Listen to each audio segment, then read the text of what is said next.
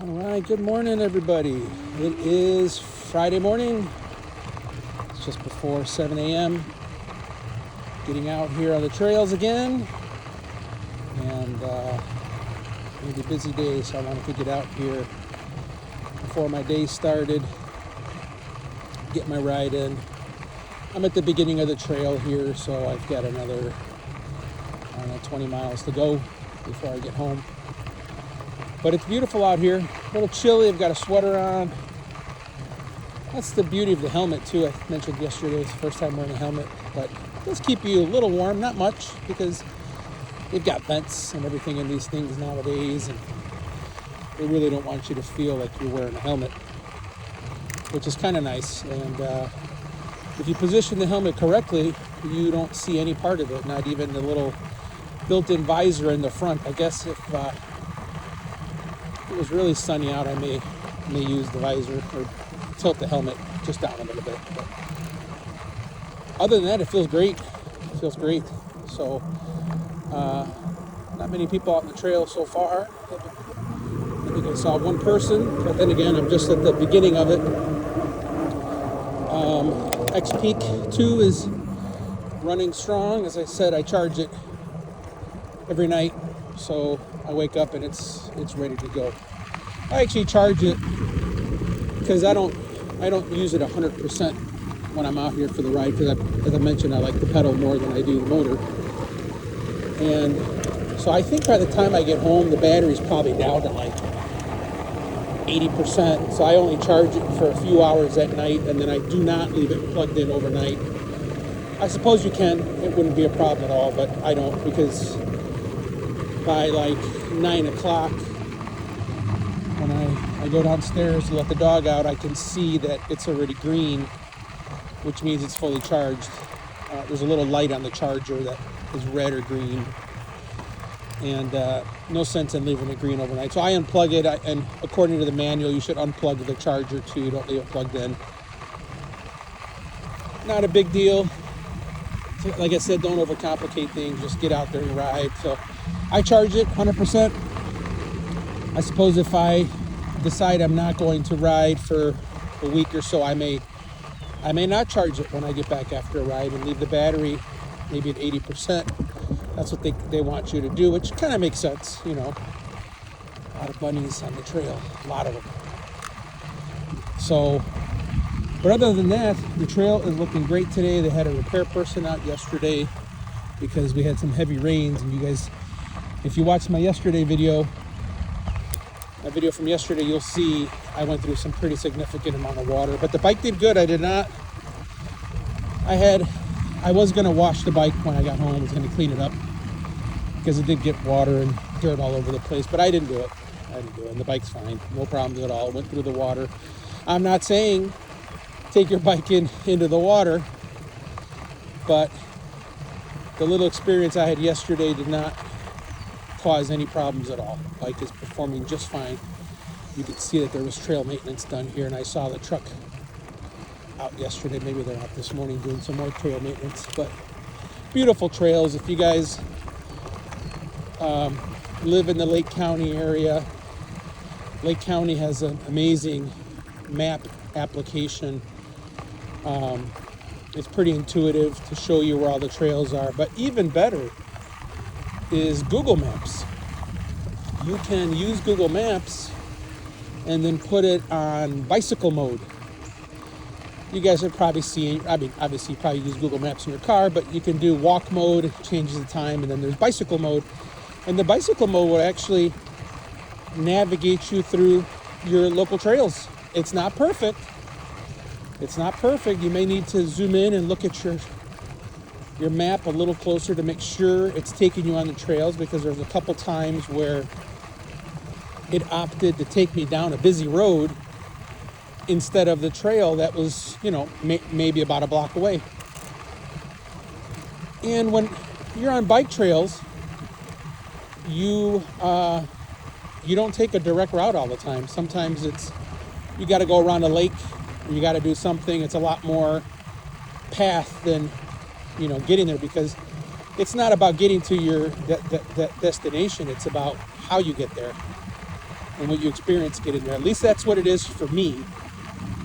Like, to me, I can't tell that I'm zigzagging through the woods instead of going on a direct line. If I just jumped on the street, I could probably cut this trail in half. But that's not what it's about for me. It's about experience this nature out here with my music, and I do the little video thing now, which is kind of new.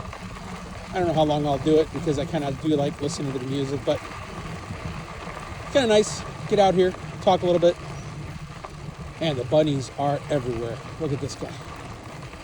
Hopefully I'll see that giant turkey again.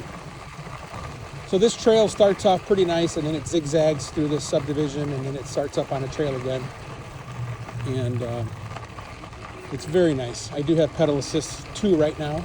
So I'm just kind of pedaling very slow, which is the beauty of the torque sensor. If you guys are considering a bike, I think all the Lectric bikes are torque sensor bikes. Don't quote me on that, but I do know that their XPeak 2.0 or 2 as they call it now is a torque sensor, and it's not interchangeable, meaning you can't change a setting from torque to cadence like you can in the Monarch.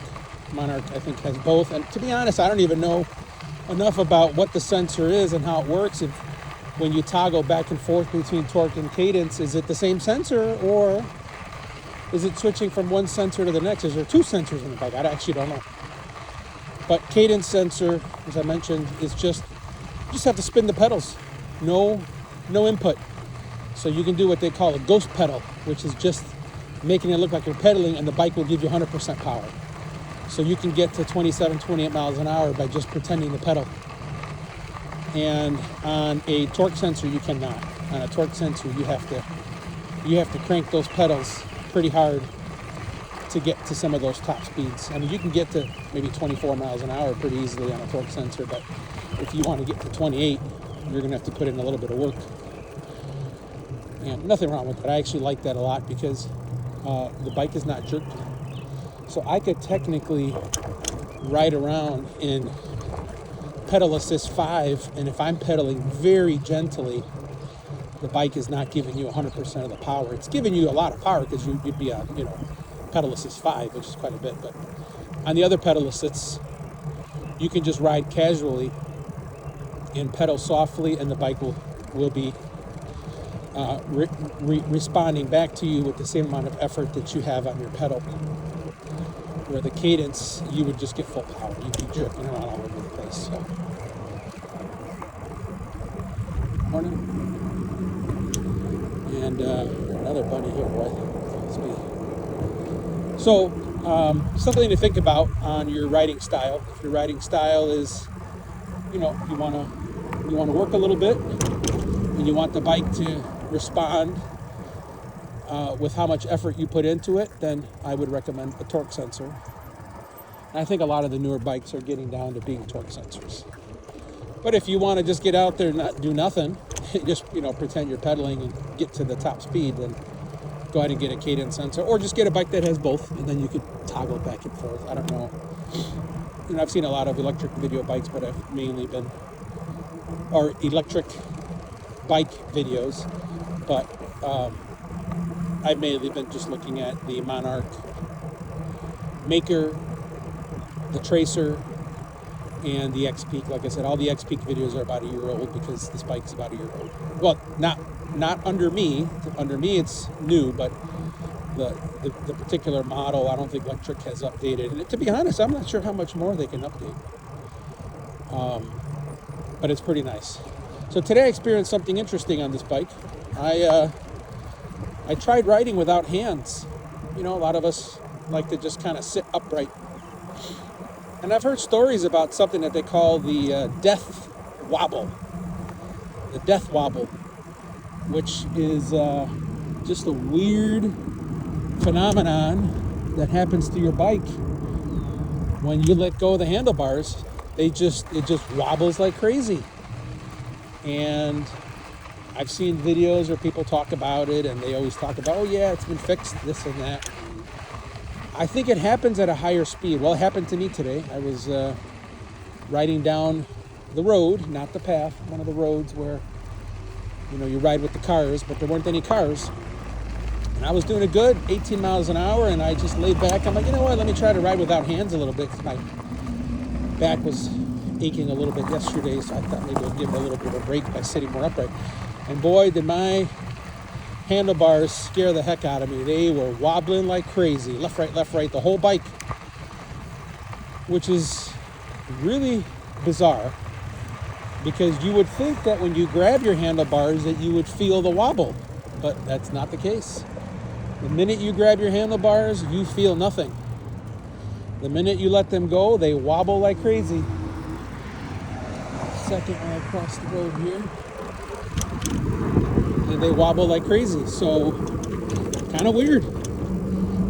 So if you are the kind of person that likes to ride with no hands, which a lot of people do, something to consider. And I don't know if it's a fat tire bike thing or a electric bike thing, or if it'll do it on the thinner tire bikes. I don't know. But at a slow speed, I can let go. Let me see if I can do it now. The pedal is 0, I'm going very slow, 8 miles an hour. And I let go now, no hands, you can see.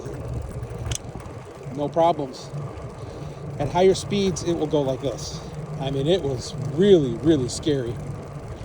So, needless to say, I will not be riding without hands anymore. That's the last time I'm doing that. And so yeah, something to consider. I don't know if it's something to do with e-bikes, something to do with this particular bike. So do some research. Everybody's got videos out there. Just Google death wobble electric bike. I'm sure you'll find something interesting. Somebody's past this person up here. A little bit of speed here. Start up, everybody. This is usually what happens. Everybody has headphones on. They can't hear you coming.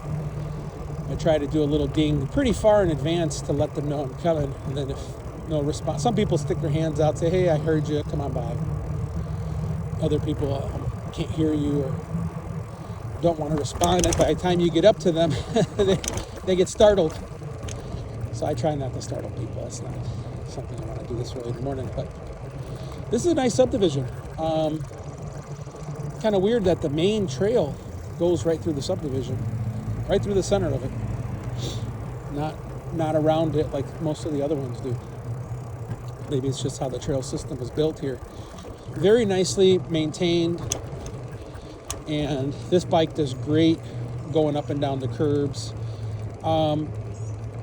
There are laws in some places where they don't want you riding bikes on the trail, go on the street, but you know, it is 7 a.m. in the morning right now. A lot of people are in a rush to get to work, and I would rather just go very slow on the trail than have to jump on the street and, you know, battle it out with everybody trying to get to work when I'm just trying to leisurely cruise. So if I see that, you know, there's a whole family on the trail, I will ride on the street. I will zigzag, give them the right of way, because, you know, that's the beauty about these fat tire bikes, is that you can just go through the grass, up and down curbs, no problem.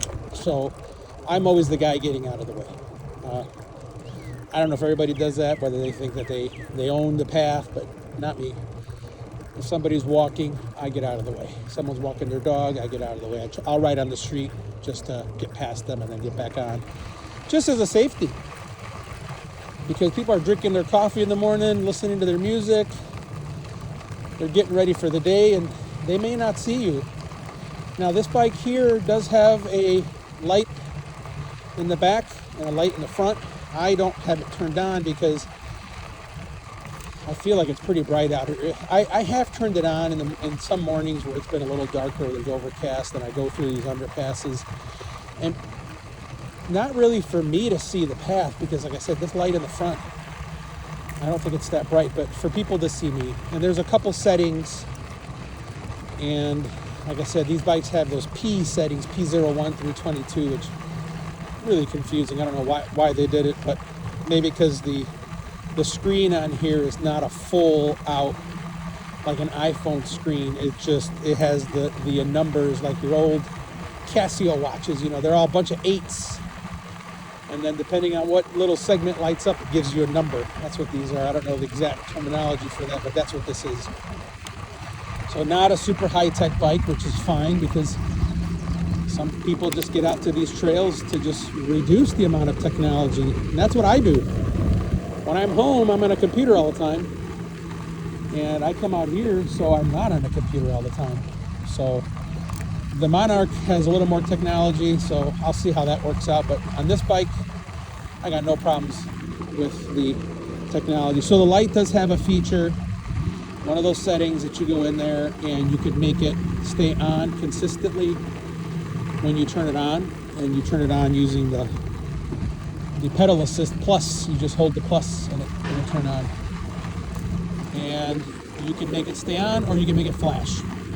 What's interesting is when you turn on the flash setting, the light is either on or it's flashing. You cannot turn it off, which is kind of weird. I thought they would let you turn it on and off, and then when it's on, it flashes, and when it's off, good morning, and when it's off, it's off. You know.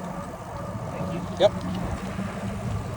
But no, when you turn it on, we're going downhill. That's why these guys are flying right now. They are on regular pedal bikes. They're working hard, so I let them go. I mean, the guy there's got the full biking gear on, so he's cruising. With these e-bikes, I mean, if I put it on pedal assist 5 right now, I would blow past all of them very quickly, but these trails are not meant to go very fast, especially some of these turns are kind of sharp. And these fat tire bikes do have better grip than a mountain bike tire, so a 4-inch versus 2-inch, so you can hold on to the road a little better, but I can only imagine if I'm slipping, those guys are going to be really slipping. At least that's what I think. I don't know the difference between a fatter tire and a thin tire on loose gravel. I would think the fat tire would be better because there's more contact with the ground, but who knows. So the light flashes. When you put it in the flash mode, it's always on. There's no turning it off until you take it off that mode. It'll either be on consistently or flashing. And when you turn the setting off, then you can just turn it on consistently or off. So I don't know why they did that. I thought it would just be when you turn it on, it flashes, and it's off, it's off. But still, anything that you can do to increase your visibility is good. So that's why I said I ride on the trails. And anytime I see these bikers that are pedaling, I always let them go by because those guys are hardcore. I don't know what they think about these e-bikes. They probably think that we're cheating, which I kind of see that. Because I don't think I could hang with those guys if I was on a regular bike. So I let them go. They're on a mission to get it done because their workout will end faster if they go faster. Mine really doesn't matter. I can hit the button and zip away back home or do this whole trail without even pedaling once. So I let them go. I'm in it to enjoy it. I'm not in a rush to get back. And, so yeah, that's like I said, these bikes are pretty cool. It gives you a lot of options. There's a ton of settings. I'm not going to go through all the settings. I actually made a little cheat sheet on my phone in the notes section, letting me know some of the important settings and some of the important ones, because I only had it happen to me twice where the bike completely reset itself, which is weird because some of the feedback you can say that people change the settings and they don't know how to get it back. But this one reset itself, so I don't know what it did. So I made a little cheat sheet on which settings, for example, how to unlock the bike from class 2 to class 3. If you can hear, listen closely. You can hear the front rotor rubbing as you ride up against the wall and the sound reverberates. So that new rotor is coming next week, Monday, and I'll install it. Hopefully that'll fix that little problem. You can't hear it while you're riding normally. So the little cheat sheet I use, which I haven't used yet because it hasn't reset on me, but when it does reset, because there was one time it reset, I was on the road with the cars, and like I said, I like to go fast. And the minute I hit 20 miles an hour, you'll feel it. Because you're pedaling, and you think you're going to get going, And the bike will actually go maybe like 1 mile an hour over before it recognizes it's going too fast, and then it'll cut the power, and it feels like you just hit the brakes. That's how these bikes feel. You'll feel it in pedal assist too. When you're going along at a pedal assist and then you're like, well, I'm going to turn off the pedal assist just to do some of my own work, you'll feel how fast they slow down. It's kind of weird. Especially if you're on flat ground or going uphill, you really feel it slow down. I mean, enough where your body will lean a little bit forward. Downhills, these things are wonderful because of the weight of the rider, the weight of the bike. The tires have not much rolling resistance, and I think you can change the pressure on them. A lot of people mess with the pressures on these bikes. I think when you hit the bike, it may be at like 15 psi, and that works. That's how I rode it the first couple times. And then after watching some videos, I'm like, you know what? The lower tire pressure is good if you're going to maybe do some off-roading. You need a little more tire coming in contact with the ground, because when you lower your pressure, your tire drops, and then it's kind of like a flat, not like a flat tire, but it's flat across the bottom, and you will have more contact, and maybe better for, you know, sand and dirt if you're going to do some sort of serious mountain bike riding, which these bikes aren't made for that, but if you were going to do that, some people lower their tire pressure, but it'd make it hard to pedal, and your battery will take a hit if you're on battery assist all the time. So I went to, I think I'm right about 20 right now, and I could go maybe 25. I don't even know what the highest is on here. I've got to look. Some people ride even higher, just to increase their rolling resistance. So I would say, based on the terrain that you're going to ride on, like this terrain that I'm riding on is a mix. It's mainly packed gravel, but you will hit a little bit of concrete, but that's about the extent of it. So 20 seems to work for me. I know 15 did not work, so 20 seems to work, and maybe I can probably go 25. I've got to look at some of the settings or some of the manuals to see what they recommend. If you look at, you know, they claim this bike does 80 miles, and this is the long range, in case you're wondering, with a 20 amp battery, so it is the upgraded battery. The test that they did was like with a 150-pound rider. This is how they got to the 80 mile range on flat surface, no wind, and I think they even listed that their tires were at 20 psi. So that's why I went with 20 psi. And it seems to work. Like right now, this is pretty loose sand. This is some repair that they did here. And these fat tire bikes, no problem, goes right through it. So I like the fat tire bikes. With battery, I do not like them if you don't have any battery because they were not easy to ride. And I've never owned a fat tire bike that's, you know, maybe not battery powered. So I don't know. I would say if you can test ride some bikes, I think there are, Lectric is big enough that they are sold in some bike shops.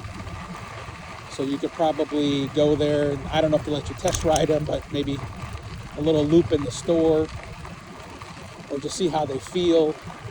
But they do inspire confidence with these fat tires. I mean, you feel like you can go over anything, go over absolutely anything, and not slip or slide. So I really do like that about it. So that's why I decided to stick with the fat tire on the Monarch marker. Keep on, I say maker. So cool stuff. And yeah, all this has been repaired. See, you can see this is all kind of soft pack. So those guys that were pedaling earlier, they may have struggled a little bit here. I'm going downhill. They may have struggled a little bit there, slipping around. Not me. I feel like I have all-wheel drive on here. So it is doing great. It is doing great. Wow. Every time I ride this path, you know, this is probably my 30th time out here, somewhere around there, since I bought this bike. I really haven't missed a day until it's rained or something else going on in the morning. And I love it every time. Every time I'm out here, I'm like, man, look at how beautiful it is out here right now. I wish more people would experience this. If you have the time to get out in the morning, before you get your day started. I was walking for a while every morning. That's great too. Nothing wrong with that. But you kind of get to see the same thing over and over again. I guess you could say the same thing about this. But I feel like there's a little more wildlife, a little more things going on here to look at. Like yesterday, that big turkey. So far, I've not gotten bored of this, and I could probably push my limits a little further on here. There are some other, pads I can take that where this trail goes. Like for example, here I don't know where this thing goes if I make a right-hand turn. I guess I could look at my GPS to see what's going on, but I do the same loop, go around the Rollins Savannah. And like I said, this bike's been great. The suspension fork is amazing. I like it at that soft setting I mentioned. If you're a stand-up rider, that soft setting is not going to work for you. I think the only other upgrade that I would probably consider is the suspension seat post. Now this comes with a suspension seat post, but it's not the kind of suspension seat post that you may think. Like if you Google suspension seat post, you're going to see a whole different kind of seat post that they're over $100 just for the seat post. No seat, no nothing. It is just a piece of metal with like these two cantilever looking things at the top. And inside of the post there may be some springs, and as the cantilever, as you hit bumps, it pushes down on the spring inside the seat post. Kind of an elaborate looking type system. The only problem that I could see with that system is maybe for short riders who have to have the seat almost all the way on the frame. This wouldn't work because this contraption, is probably a good 4 to 5 inches tall. So your seat post has to be able to stick out of your thing at least 4 inches. Don't quote me on that. Take a look at it if you're going to get one of those fancy seat posts. I may get one of those. Even with this comfort seat, after a long ride, you do feel it when you get back. Now, maybe it's just my body breaking into it. I do feel like I am starting to be able to handle these rides a little better. When I get home, I'm not as sore.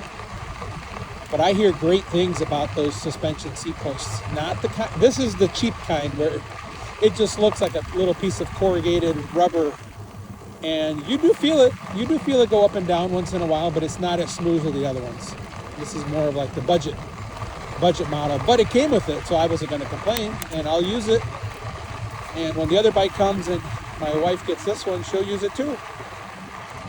And the other bike, the Marker, does not come with a suspension seat post, so I may just try it out. And you've got springs on the seat too. So you got the springs on your seat, which on the comfort seat are very nice. You've got the suspension seat post, which I may be at the limits of what the weight should be on these seat posts. And you can actually take the post out, and there's an Allen key at the bottom, and you can adjust it a little bit maybe to make it softer. I think there may be a weight limit, and I may be above it. So I think the only other upgrade that I would do, and it wouldn't be after a while, because like I said, right now I kind of feel like I'm buying already too much stuff. The trailer hitch came yesterday. I haven't even touched it, but now I've got this massive box in my house. My house is starting to look like an Amazon storage locker.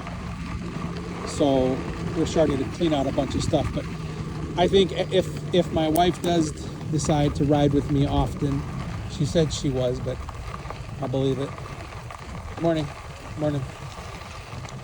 I'll believe it when I see it. And if she does come out here daily, which I hope she does, maybe I'll upgrade the suspension seat post. And if it's really that good, I'll even upgrade her suspension seat post. But loving this bike. I've seen so many reviews. My entire YouTube feed now is bike reviews of all kinds. And there are so many out there, and I think the market right now is really getting flooded to making a decision on what to purchase very complicated. Very complicated because, when you go out there, you're going to spend $2,000 on a bike. you probably want to get the very best for your 2,000 bucks. Now, if you have unlimited budget, you'll probably go with a name brand manufacturer. Good morning. Like Giant. Giant makes some mountain bikes, but I think those bikes are for like serious off-roaders, you know, with the really hard seat, because most of those guys don't even sit down. It's just there as a resting post. I don't know if Giant makes cruiser-style electric bikes, but you guys should look it up on your own. But you want to get the best bang for your buck. And as you go out there now and you start looking at videos, I mean, you'll find 1,000 videos. And everything you'll see is one better than the next, or one different than the next, or one has a feature that the other one doesn't. The water looks pretty high. Good morning. I'm coming up on where it was really flooded, but this time I'm going to do it a little different. I'm going to make sure I use the throttle on here to get through. Let's see how much it dropped. So all it does is complicate your decision making on what bike to get. And I would say maybe figure out your budget. And morning. All right, let's see if the water here. Figure out your budget. Oh yeah, some standing water here. Looks like it's receded quite a bit. Oh, maybe not. Ooh, okay, it's short. I can see the other one. Let me put on pedal assist 2 here and just lift up my feet. Oh, look at that. Oh yeah.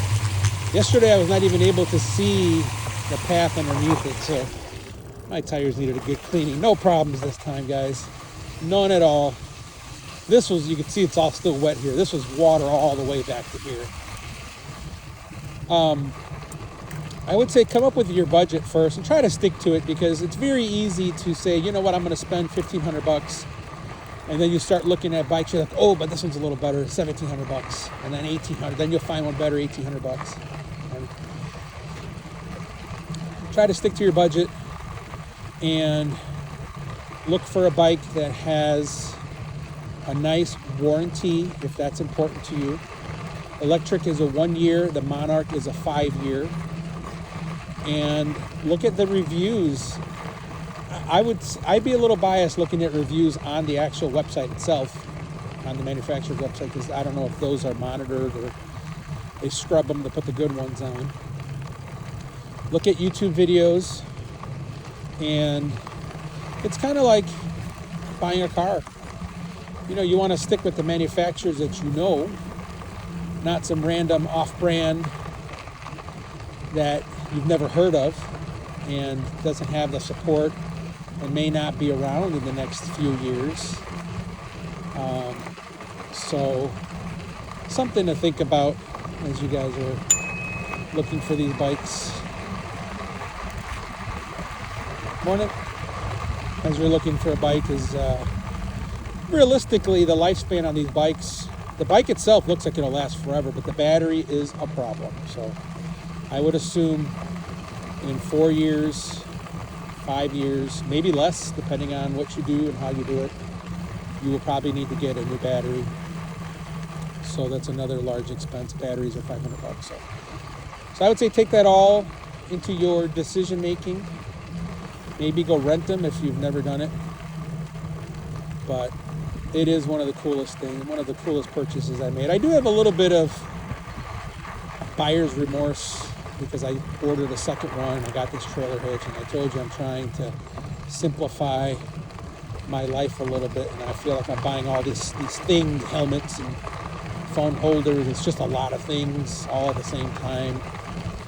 So I'm hoping that maybe my son will want to come riding with me, but who knows.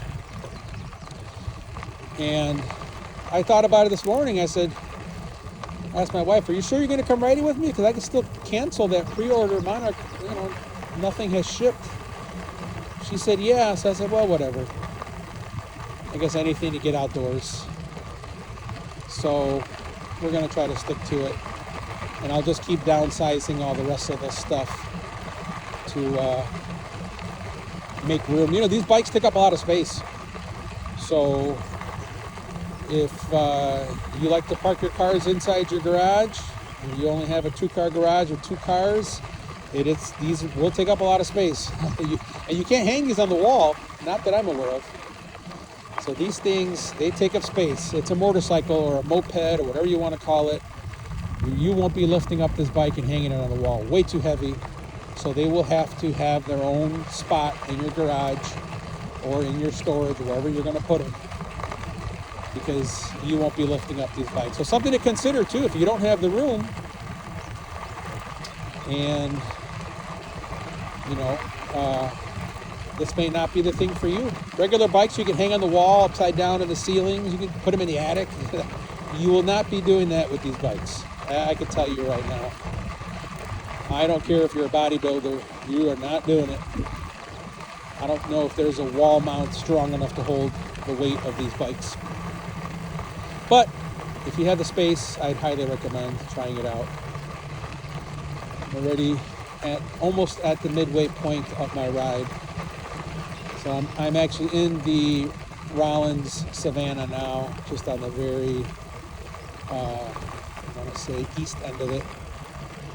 And then I'll get to the southern tip of it here in a second, and then I'll head over to the western side, back around, loop back around, head home. And I feel like my exercise is done for the day. The exercise level that you get on these bikes, I guess you can kind of make it whatever you want to make it. Me, I would say it's medium to low. Come on.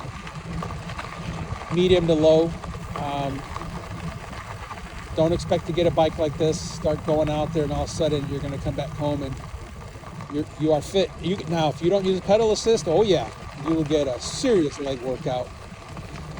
But you'll see, you'll do little spurts of pedaling pretty hard, and then you'll hit the power to help you out, and then on and off. Better than sitting around watching TV. So, all right, well, I'm going to end the video here. I think that's pretty long. Maybe my future videos will be a little shorter. I'm new to this, so I'm just talking about anything. I'll try to maybe target a specific topic and cover that in detail. And if you have a specific topic you want me to cover, want more detail, I'm looking for content for videos, so feel free to comment below, like, subscribe, do all that fun stuff, and let me know what I'm going to talk about, and I will. Maybe on my next ride, I won't talk at all. Maybe I'll just do a little bit of a faster ride so you guys can see this trail. So, all right, that's it for now. Over and out.